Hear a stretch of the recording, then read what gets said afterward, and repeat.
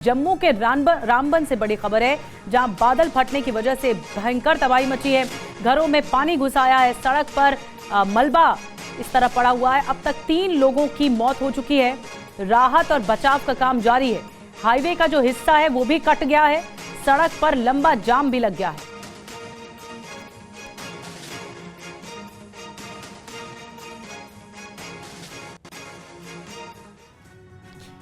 तो आप देखिए, जम्मू कश्मीर के किश्तवाड़ में बादल फट गया। लैंडस्लाइड के खतरे को देखते हुए कई परिवारों को सुरक्षित जगहों पर पहुंचा दिया गया। रूह कंपा देने वाला यह वीडियो जम्मू कश्मीर के किश्तवाड़ से सामने आया है। बादलों में ऐसी बिजली कड़की कि कुछ सेकंड के लिए देर रात उजाला सा हो गया। इसके साथ ही किश्तवाड़ के नागेश्वरी वन क्षेत्र में बादल फटने से जमकर तबाही हुई है। किश्तवाड़ में 2 दिन पहले से मौसम बदला हुआ है। 2 दिन से कभी बारिश तो कभी ओले गिरे हैं। बैटर रोड पर सड़क का एक बड़ा हिस्सा धंसने से ट्रैफिक रोक दिया गया। सड़क पर बड़ी दरारें पड़ गईं, जिससे यातायात असुरक्षित हो गया। प्रभावित क्षेत्र में रहने वाले परिवारों को एहतियात के तौर पर सुरक्षित स्थानों पर भेज दिया गया है।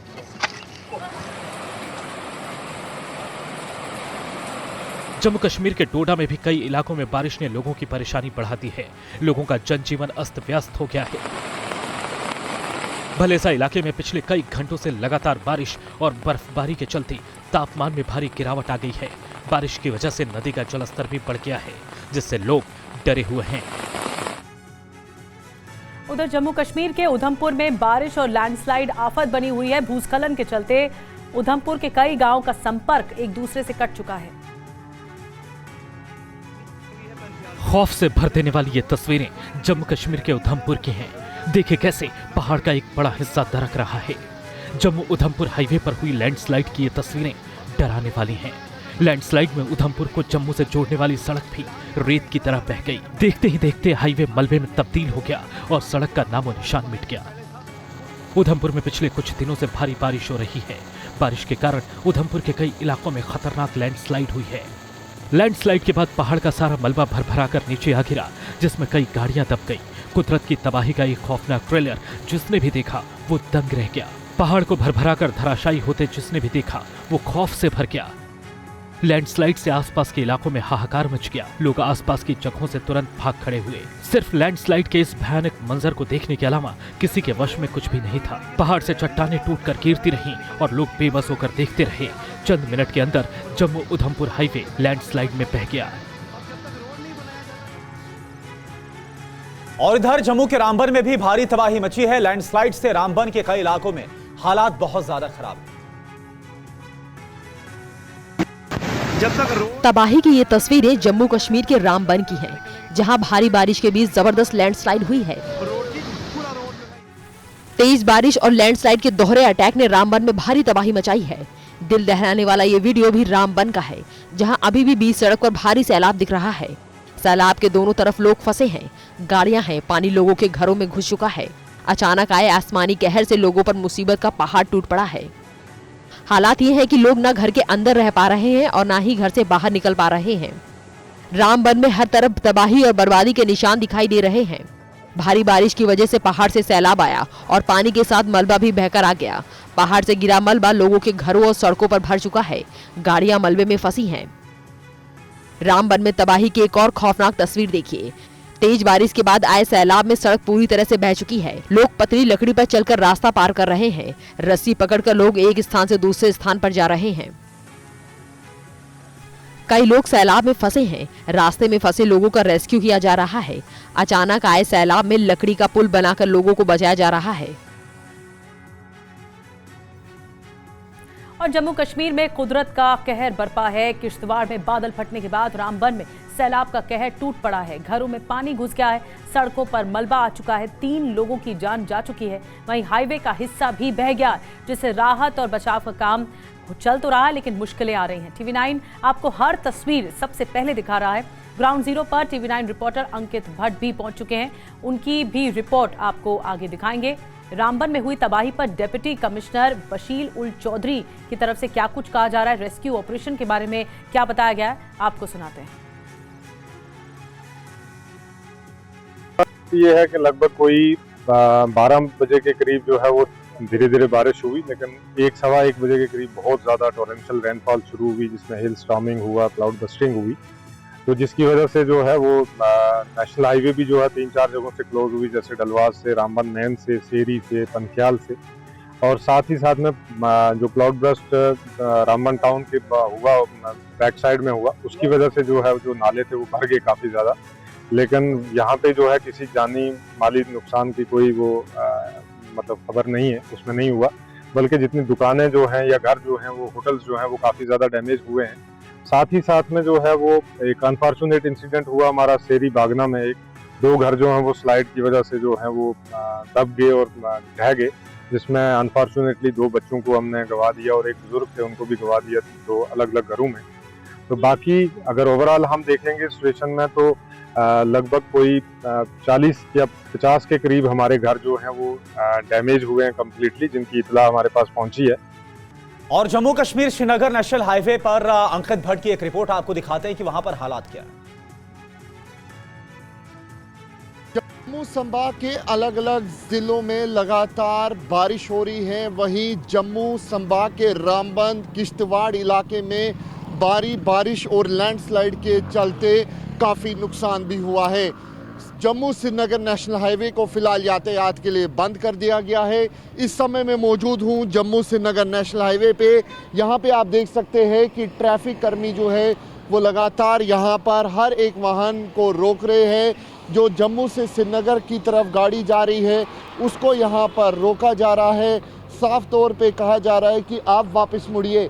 जम्मू से लेकर श्रीनगर तक जो भी वाहन है उसको आगे जाने की अनुमति नहीं है, क्योंकि जम्मू श्रीनगर नेशनल हाईवे फिलहाल यातायात के लिए बंद कर दिया गया है।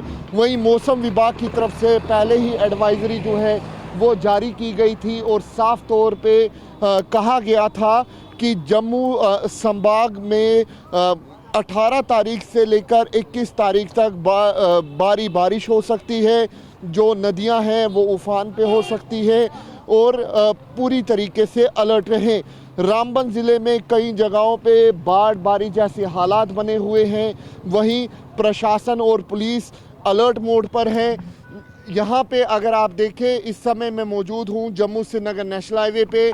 यहाँ पे आप देखिए कि जो श्रीनगर की तरफ गाड़ियाँ जा रही है उसको यहाँ पर रोका जा रहा है, वापस भेजा जा रहा है, क्योंकि जम्मू श्रीनगर नेशनल हाईवे पूरी तरीके से यातायात के लिए बंद कर दिया गया है। और जम्मू कश्मीर के कठुआ में फिर संदिग्ध आतंकी दिखे हैं। सुरक्षा बल पूरे इलाके की घेराबंदी कर सर्च ऑपरेशन आतंकियों की तलाश में चलाया जा रहा है। सर्च ऑपरेशन का ये वीडियो जम्मू कश्मीर के कठुआ का है, जहां सुरक्षा बलों ने हीरानगर के रसाना गांव में 3 संदिग्ध देखे जाने के बाद तलाशी अभियान चलाया जा रहा है। सर्च ऑपरेशन में भारतीय सेना, Jammu Kashmir police, special operation group और सीआरपीएफ के जवान शामिल हैं। भारतीय जवान जंगल को चारों तरफ से घेर कर आतंकियों की तलाश कर रहे हैं। आतंकियों की खोज के लिए डॉग स्क्वाड की मदद भी ली जा रही है। घने जंगलों में चल रहे इस ऑपरेशन में आतंकियों के खात्मे के लिए भारतीय सेना ने खास तौर पर कमांडो को मैदान में उतारा है।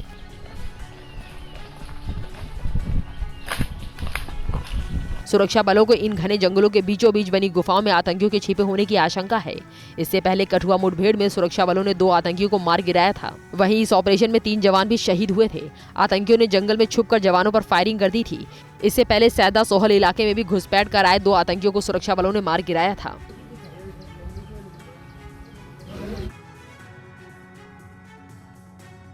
और चलिए आगे बढ़ते हैं। सुप्रीम कोर्ट पर बीजेपी के सांसद निशिकांत दुबे के बयान से पार्टी ने किनारा कर लिया है। देर रात बीजेपी के अध्यक्ष जेपी नड्डा ने इसको लेकर एक पोस्ट किया। रिपोर्ट आप देखिए। निशिकांत दुबे के बयान पर विवाद बढ़ा तो डैमेज कंट्रोल के लिए खुद पार्टी अध्यक्ष सामने आए। नड्डा ने लिखा कि निशिकांत दुबे और दिनेश शर्मा की न्यायपालिका और देश के चीफ जस्टिस पर दिए गए बयान से भारतीय जनता पार्टी का कोई लेना देना नहीं है। ये इनका व्यक्तिगत बयान है। लेकिन बीजेपी ऐसे बयानों से ना तो इत्तेफाक रखती है और ना ही कभी भी ऐसे बयानों का समर्थन करती है। बीजेपी इस बयान को सिरे से खारिज करती है।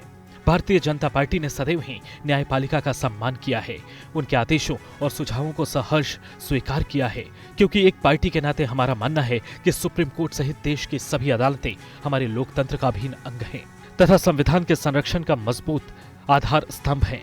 मैंने इन दोनों को और सभी को ऐसे बयान ना देने के लिए निर्देशित किया है। नड्डा के पोस्ट पर कांग्रेस ने पलटवार किया। कांग्रेस महासचिव जयराम रमेश ने पूछा कि बीजेपी निशिकांत के खिलाफ कड़े कदम क्यों नहीं उठा रही है, क्या कोई कारण बताओ, नोटिस दिया गया है? और आइए अब सुनते हैं कि बीजेपी सांसद निशिकांत दुबे ने आखिर क्या बयान दिया था। इस देश में धार्मिक युद्ध भड़काने के लिए केवल और केवल सुप्रीम कोर्ट जिम्मेवार है। सुप्रीम कोर्ट का एकमात्र उद्देश्य है, show me the face will show you the law. Supreme court अपनी सीमा से बाहर जा रहा है। सुप्रीम कोर्ट की सीमा यह है कि भारत का संविधान जिस कानून को बनाया उस कानून की उसको व्याख्या करनी है, और यदि वो व्याख्या नहीं कर सकती है और सब कुछ के लिए सुप्रीम कोर्ट जाना है, इस संसद का कोई मतलब नहीं है, विधानसभा का कोई मतलब नहीं है, उसको बंद कर देना चाहिए। जो अपॉइंटिंग अथॉरिटी है उसको आप निर्देश कैसे दे सकते हैं? भारत के चीफ जस्टिस का अपॉइंटमेंट भारत का राष्ट्रपति करता है। इस देश का कानून भारत का पार्लियामेंट बनाता है। उस पार्लियामेंट को आप डिक्टेट करेंगे कि राष्ट्रपति को 3 महीने के अंदर फैसला करना है, ये किस कानून में लिखा हुआ है? इसका मतलब यह है कि आप इस देश को एनार्की की तरफ ले जाना चाहते हैं, और एनार्की जो है इस देश में बर्दाश्त नहीं होगी। इस देश में जितने गृह युद्ध हो रहे हैं उसके जिम्मेवार केवल यहाँ के chief justice of India Sanjeev Khanna साहब हैं। और देखिए आप बीजेपी के सांसद निशिकांत दुबे के बयान को लेकर एआईएमआईएम चीफ ओवैसी और कांग्रेस सांसद जयराम रमेश ने क्या कहा, ये आप सुनिए। रिलीजियस वार की धमकी बीजेपी दे रही है। मिस्टर मोदी, कौन रेडिकलाइज हो चुका है बताओ? आप सत्ता में आप हैं, आपके लोग रेडिकलाइज हो चुके हैं। इतना रेडिकलाइज हो चुके हैं कि कोर्ट को धमकी दे रहे हैं, रिलीजियस वार हो जाएंगे। मोदी जी, अगर ये धमकी देने वालों को आप नहीं रोकेंगे, देश कमजोर होगा। कांग्रेस पार्टी चाहती है कि सुप्रीम कोर्ट इंडिपेंडेंट हो, पूरी तरीके से स्वतंत्र हो, निष्पक्ष हो, और जो अधिकार उनको संविधान ने दिया है उसका पूरा सम्मान करना चाहिए। पर यह बिल्कुल साफ है कि एक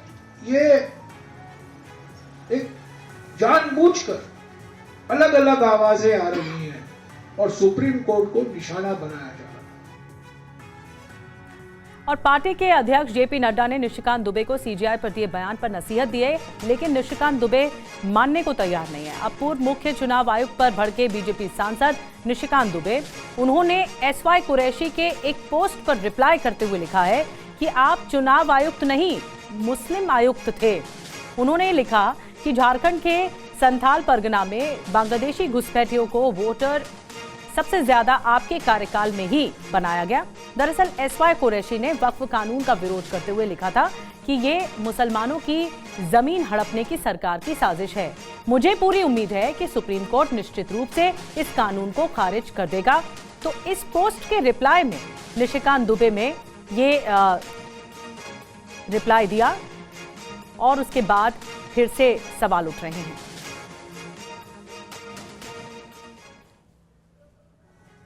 हालांकि देखिए, इसको लेकर विपक्ष लगातार हमलावर है। समाजवादी पार्टी के अध्यक्ष अखिलेश यादव ने बीजेपी पर निशाना साधा है। बीजेपी देश में धार्मिक उन्माद बढ़ा रही है, यह अखिलेश यादव की तरफ से आरोप लगाया गया। बीजेपी फूट डालने के लिए पैसे का इस्तेमाल करती है, अखिलेश यादव ये बोल रहे हैं। दलित महिला उत्पीड़न में यूपी नंबर 1 पर है, यह भी अखिलेश यादव का बयान है। वक्फ संशोधन कानून जमीन छीनने के लिए आया है, यह बयान वक्फ कानून को लेकर अखिलेश यादव ने दिया है। सच्चाई तो ये है, धार्मिक उन्माद और जातियों का झगड़ा या जातियों के बीच में एक दूसरे के प्रति विश्वास न रहना, ये बढ़ाने का काम कोई कर रहा है तो वो भारतीय जनता पार्टी है। भारतीय जनता पार्टी समय समय पर किस तरीके से डिवाइड एंड रूल कर सकें, समाज में कैसे डिवीजन करें, कभी धर्म के नाम पे डिवाइड करना, कभी जाति के आधार पे डिवाइड करना, ये भारतीय जनता पार्टी के लोगों का बहुत ही वेल प्लान्ड प्रोग्राम चलता है। उसके लिए फंड्स लगाते हैं ये लोग। तो ये जो कुछ कहा गया, ये भारतीय जनता पार्टी की अपनी सोच है। और तेलंगाना के हैदराबाद में वक्फ कानून के खिलाफ all India Muslim personal law board और AIMIM के कार्यकर्ताओं ने प्रदर्शन किया है। देखिए रिपोर्ट। प्रदर्शन और विरोध की तस्वीरें हैदराबाद की हैं, जहां all India Muslim personal law board और AIMIM कार्यकर्ताओं ने वक्फ कानून के खिलाफ सड़कों पर प्रदर्शन किया। AIMIM अध्यक्ष असदुद्दीन ओवैसी ने लोगों को संबोधित करते हुए कहा कि कानून संविधान विरोधी है और देश का मुस्लिम समाज इसे किसी भी सूरत में स्वीकार नहीं करेगा। जिस तरह हमारे किसान भाइयों ने हमको रास्ता दिखाया, हम उसी रास्ते पर एहतजाज करेंगे। जब तक कानून वापस नहीं होगा, भारत में पुरअमन एहतजाज होगा। आप तैयार हैं एक लंबी जमहूरी लड़ाई लड़ने के लिए, या फिर कोका कोला की तरह उड़ के फिर ठंडे तो नहीं बैठ जाएंगे?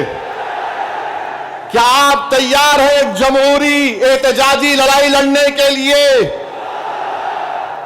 अगर आप तैयार हैं तो आप अपने आप से वादा कर लीजिए कि जब तक ये काला कानून वापस नहीं होगा, हम एहतजाज करेंगे, हम पीछे नहीं हटेंगे।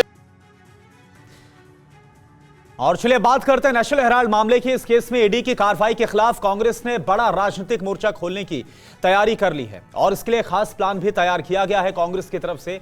आप देखिए रिपोर्ट में। नेशनल हेराल्ड केस में चार्जशीट दायर होने के बाद कांग्रेस ने ईडी के एक्शन पर सवाल उठाए हैं और इसे बदले की भावना से की गई कार्रवाई बताया है। वहीं दिल्ली में कांग्रेस अध्यक्ष मल्लिकार्जुन खड़गे की अध्यक्षता में पार्टी महासचिवों और प्रदेश प्रभारियों की एक बैठक हुई, जिसमें यह तय हुआ कि 21 से 24 अप्रैल के बीच देश के अलग अलग शहरों में प्रेस कॉन्फ्रेंस कर कांग्रेस ईडी की कार्रवाई और नेशनल हेराल्ड मामले में अपना पक्ष जनता के सामने रखेगी और 25 से 30 अप्रैल तक संविधान बचाओ रैली का आयोजन किया जाएगा। वहीं मल्लिकार्जुन खड़गे ने आरोप लगाया कि अहमदाबाद अधिवेशन के तुरंत बाद ईडी की कार्रवाई होना महज संयोग नहीं है। साथ ही उन्होंने रायपुर में कांग्रेस महाधिवेशन के दौरान भी ईडी और सीबीआई की कार्रवाई का जिक्र किया। दरअसल ईडी ने नेशनल हेराल्ड मामले में पहली चार्जशीट दायर की है, जिसमें सोनिया गांधी, राहुल गांधी और ओवरसीज कांग्रेस के अध्यक्ष सैम पित्रोदा के नाम हैं। और मुर्शिदाबाद हिंसा को लेकर चौंकाने वाला खुलासा भी हुआ है। हिंसक भीड़ ने हिंदुओं पर हमले के लिए न सिर्फ बंदूक, लाठी और डंडे का इस्तेमाल किया था, बल्कि एक तलवार भी थी, जिसे देखना आपके लिए आज बेहद जरूरी है। आपके टीवी स्क्रीन पर जो तलवार दिखाई दे रही है, उसका इस्तेमाल मुर्शिदाबाद हिंसा में हुई थी। इस उपद्रवी के हाथ में जो तलवार है वो करीब 6 फीट लंबी है।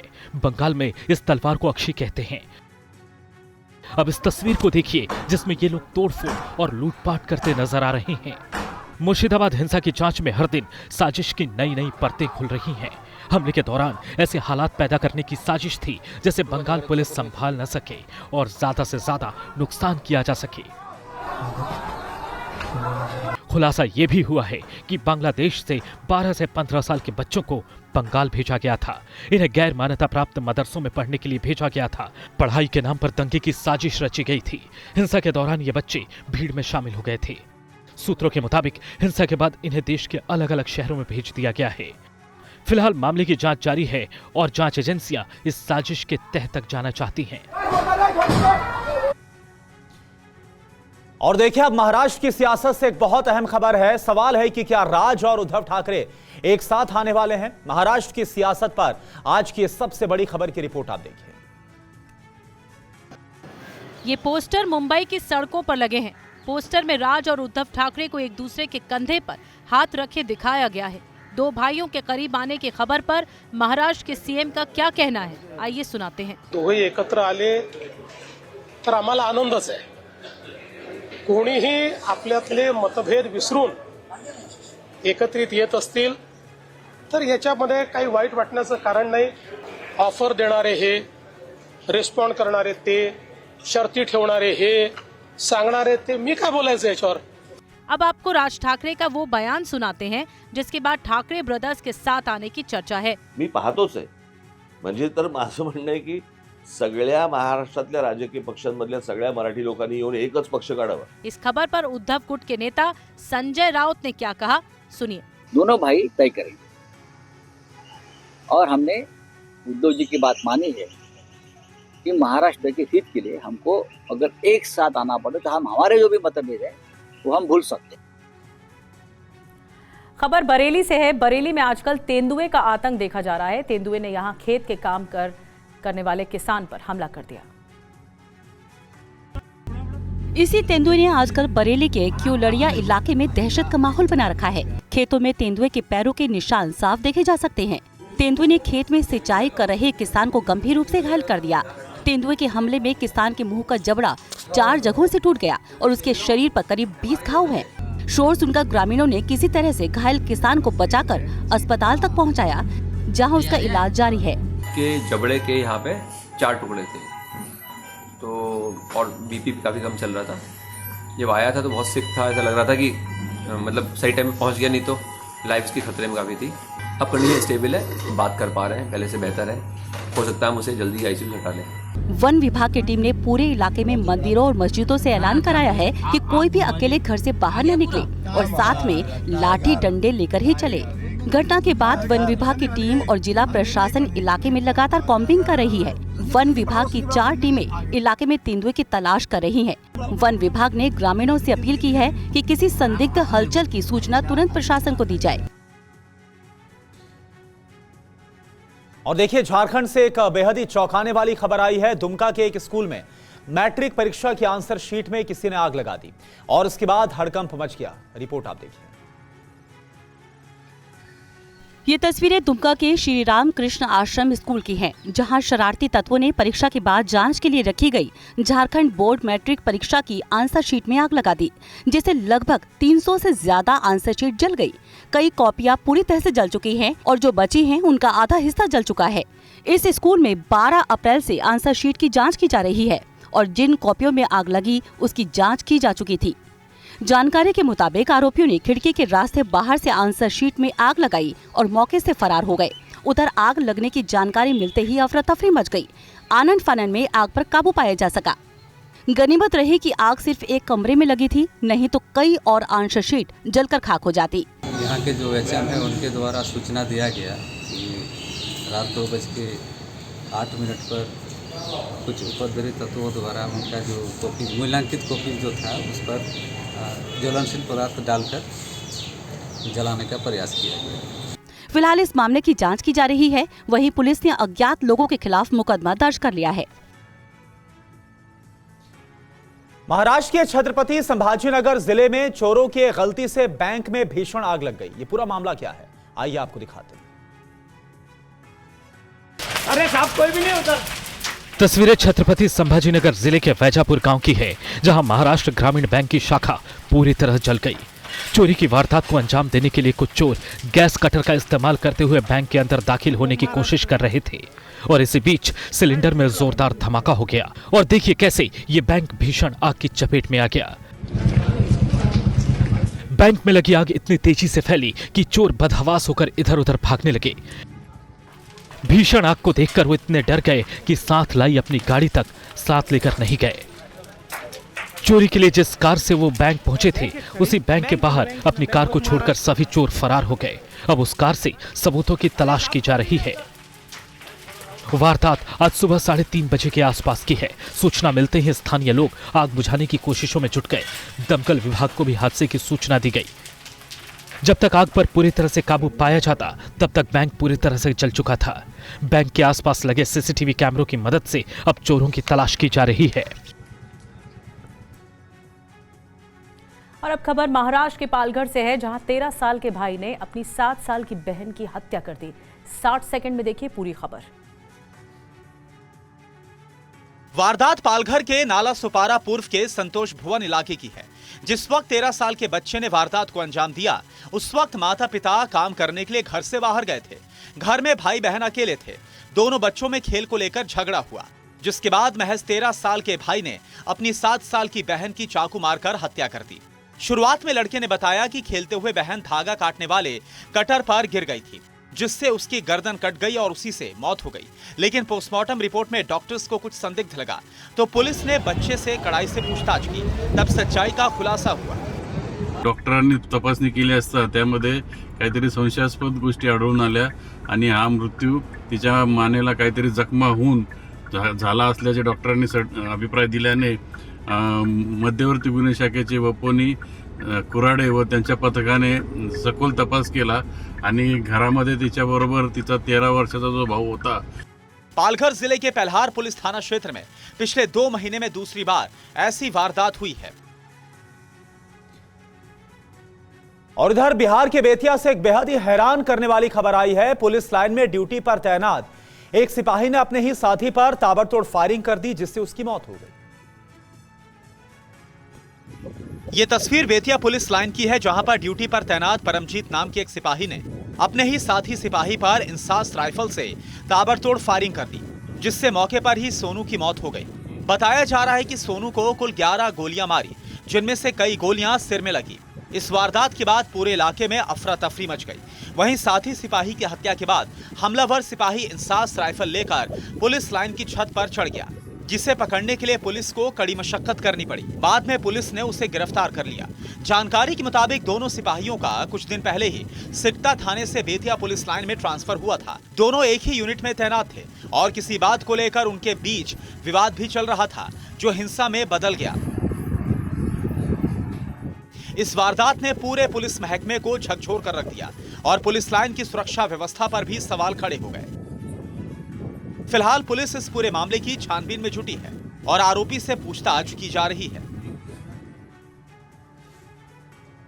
बिहार के सहरसा में महिलाओं पर पुलिस ने लाठीचार्ज कर दिया।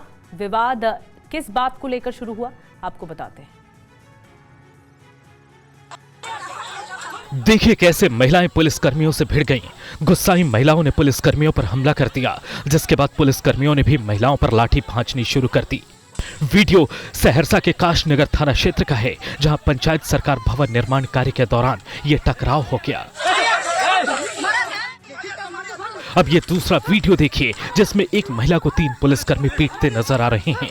इस बीच आसपास मौजूद लोग महिला को छोड़ देने की अपील करते भी सुनाई दे रहे हैं। दरअसल सरकारी जमीन पर ग्रामीणों ने कब्जा कर लिया था। 2 दिन पहले अतिक्रमण हटा दिया गया था और पंचायत सरकार भवन निर्माण कार्य के समय जब अधिकारी पहुंचे तो ग्रामीण विरोध प्रदर्शन करने लगे।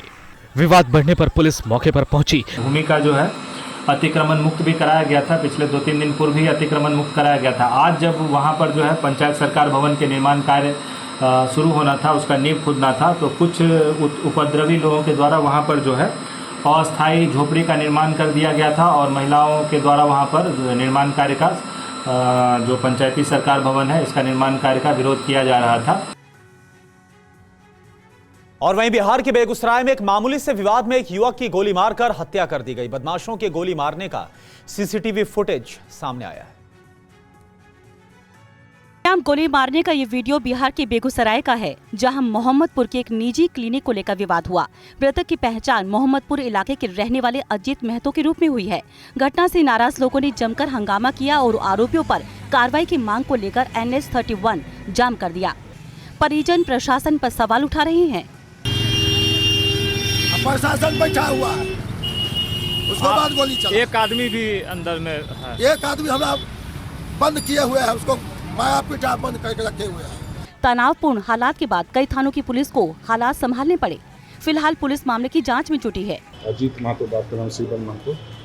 उनका कहना है सीबल महतो का कि एक लड़का को वहाँ पर लोग रोके हुए थे, तो वहाँ से ही लोग फिर जब पुलिस पहुँच गई तो लोग अपने घर लौट रहे थे, तब तक किसी अज्ञात अपराधी के द्वारा जो है उनका कहना है कि प्रभाकर डॉक्टर को ही कोई रोग नहीं रहे होंगे, तो उसके द्वारा इनके बेटा को गोली मार दिया, जिससे उनकी मौत हो गई।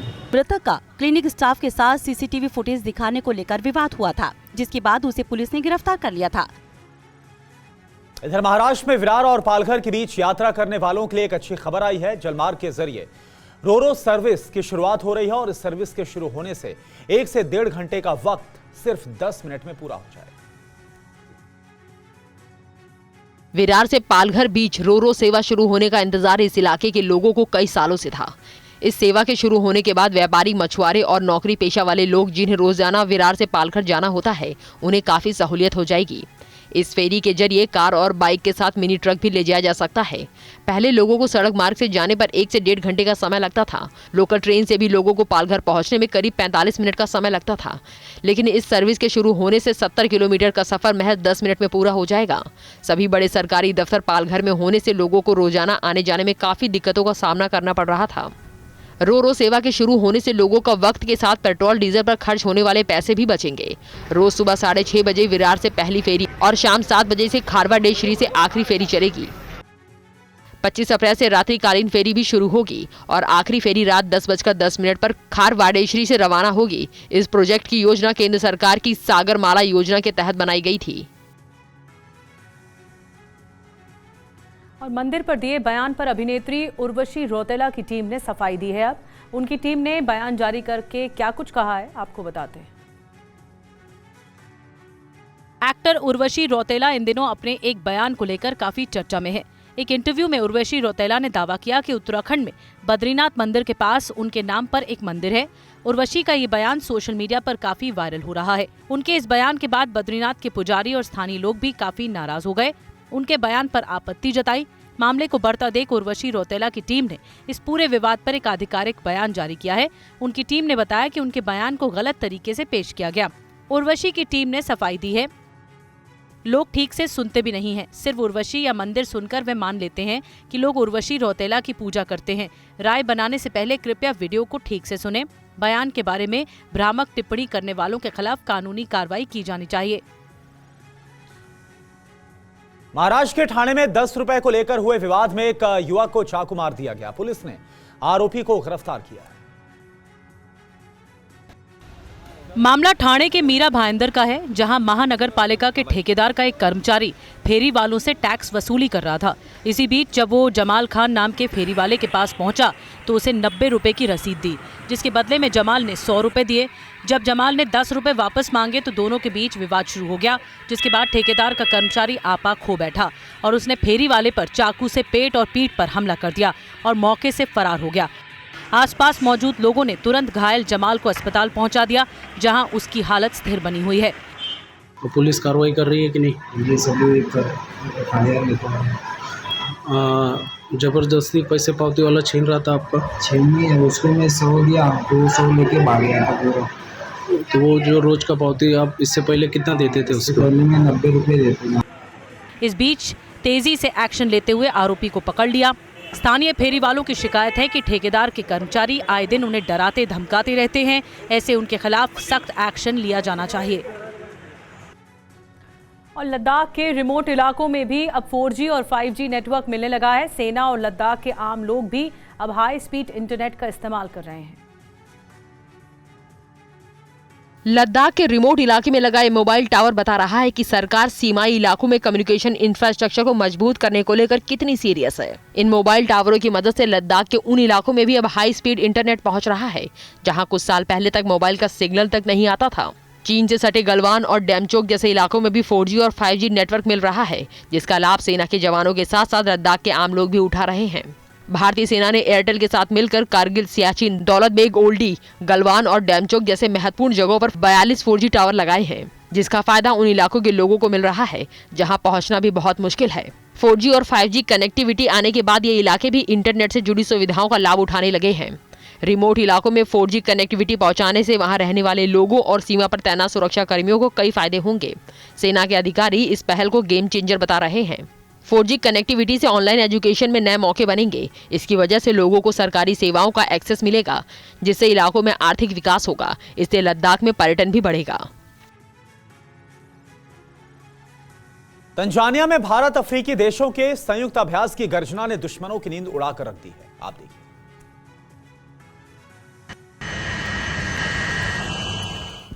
ये तस्वीरें हैं भारत के शौर्य की, ये तस्वीरें हैं भारत की ताकत की, ये तस्वीरें उदाहरण हैं एकजुटता की भावना और भारत की रणनीतिक साझेदारी की। तंजानिया में INS चेन्नई और INS केसरी ने समंदर में सफलतापूर्वक युद्धाभ्यास किया। ये युद्धाभ्यास जो आसमान से लेकर समंदर तक अपनी धाक जमाने में अग्रसर है। INS चेन्नई पर भारतीय नौसेना के विशेष बल मार्कोस टीम ने TPDF और केन्याई विशेष बलों के साथ ज्वाइंट प्रशिक्षण अभ्यास भी किया। ये ऐसा मौका था जब दोनों टीमों को अपने अभ्यास को बेहतर बनाने और अपनी प्रभावशीलता को बढ़ाने का मौका मिला। एकीम में भारतीय नौसेना का प्रतिनिधित्व INS चेन्नई और INS केसरी कर रहा है। इसमें भाग लेने वाले देशों में Comoros, Djibouti, Kenya, Madagascar, Mauritius, Mozambique, Seychelles, दक्षिण अफ्रीका, भारत और मेजबान देश तंजानिया शामिल है। खुदरा महंगाई में आई कमी को लेकर वित्त मंत्रालय ने कहा है कि सरकार ने आर्थिक विकास के लिए एक स्थिर वातावरण तैयार किया है। देखिए खास रिपोर्ट। वित्त मंत्रालय ने कहा है कि वित्त वर्ष 2025 में रिटेल महंगाई दर 4.6% हो गई है, जो पिछले 6 सालों में सबसे कम है। वित्त मंत्रालय के मुताबिक केंद्र सरकार की आर्थिक नीतियों की वजह से खुदरा महंगाई दर में गिरावट देखने को मिली है।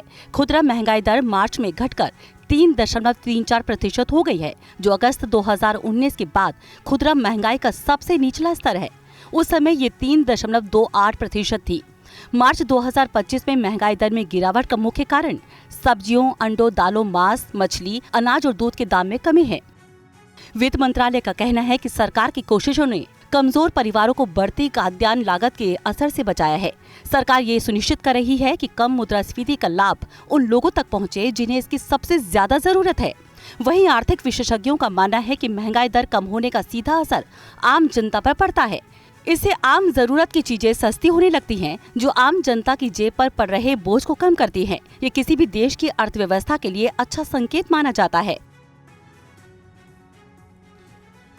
और देखिए एक अहम खबर आपको बताएं, बिहार के बक्सर में बोले हैं मल्लिकार्जुन खड़गे, आज के दौर में युद्ध नहीं बुद्ध चाहिए। ये मल्लिकार्जुन खड़गे का बयान। आज हर वर्ग शांति चाहता है। बिहार की धरती पर महात्मा बुद्ध ने तपस्या करके ज्ञान पाया। इसी ज्ञान की रोशनी सारी दुनिया में पहुंची है। आज सारी दुनिया ये चाहती है कि बुद्ध ने जो संदेश दिया है शांति का, तो हमें क्या बुद्ध चाहिए, क्या युद्ध चाहिए? तो लोगों ने ये कहा हमें बुद्ध चाहिए। इसीलिए सभी लोग शांति का मार्ग ढूंढ रहे हैं। लोग लड़ के थक गए हैं। आखिरी में क्या चाहते हैं? समझौता। आखिरी में क्या चाहते हैं? शांति। आखिरी में के बुद्ध के मार्ग को आते हैं, और वो बुद्ध, वो महावीर इसी धरती में पैदा हो गए, बिहार के धरती में। और एक बड़ी खबर आपको बता दें कि पूर्व बीजेपी सांसद सुब्रत पाठक को धमकी मिली है। पाठक का आरोप है कि जान से मारने की धमकी मिली है मुझे। जमशेद खान नाम के युवक ने धमकी दी है। सोशल मीडिया पर पाठक ने जानकारी दी। अखिलेश यादव पर भी निशाना साधा गया है।